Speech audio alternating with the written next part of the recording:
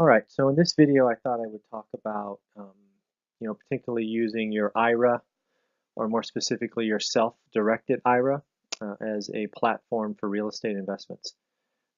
Whether that be, potentially buying a property in your IRA, or perhaps investing on my 6 and 20 program, for example. That's sort of what this video is built around, to sort of giving you a case study.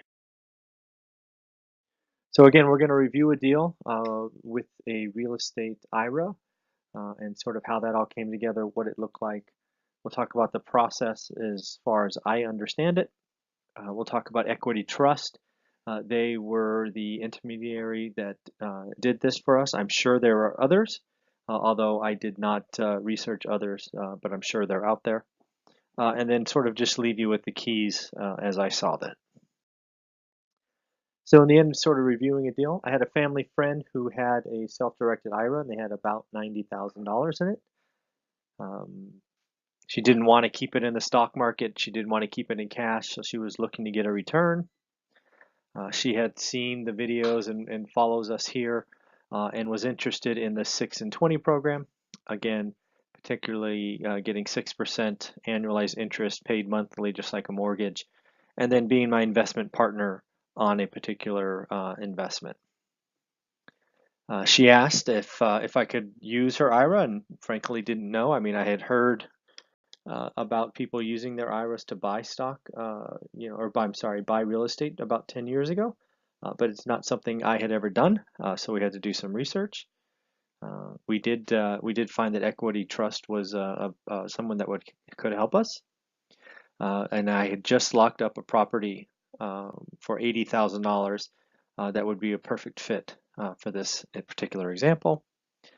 So we reached out to Equity Trust, and they sort of guided us through the process.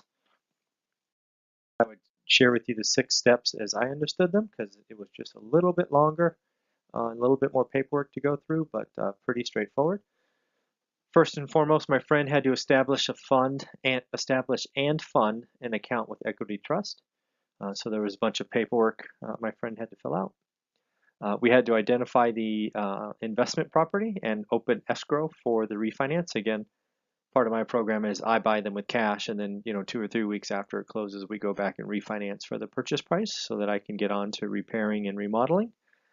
So we had to go through escrow, open escrow, start the refi process, all of that. We had to ensure correct title of the IRA investment. This is actually where escrow and Equity Trust communicated. Again, I mentioned earlier there was a bunch of paperwork and there was some very specific language that needed to be on the documentation. But again, the good news is escrow and Equity Trust took care of that. Both myself and my friend were sort of left out of it and just let the professionals do what they do. And then at that point, when we're getting ready to close the refinance, escrow requested the funds from Equity Trust. I'm sure it was approved by my friend, and the funds were delivered by Equity Trust. Then, sort of maintain that IRA investment. I'll be sending monthly payments directly to Equity Trust, referencing the trust account that this is set up for.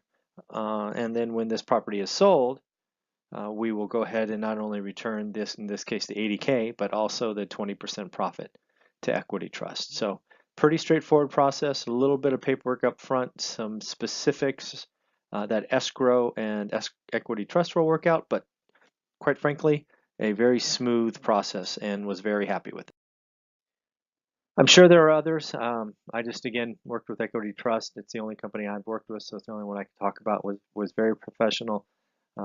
Were very easy to work with, efficient, and actually helped us with the time constraints because my friend was heading out to Europe. So they really helped, came through for us. The real key to all of this is, I'm sure, since you know it's an IRA, is you can never touch the funds. So you can't touch the funds when you take it out. You can't receive the mortgage payments or the monthly payments. You can't touch the profit, right? It all rolls back into Equity Trust or your IRA. And again, you're going to be earning this monthly returns.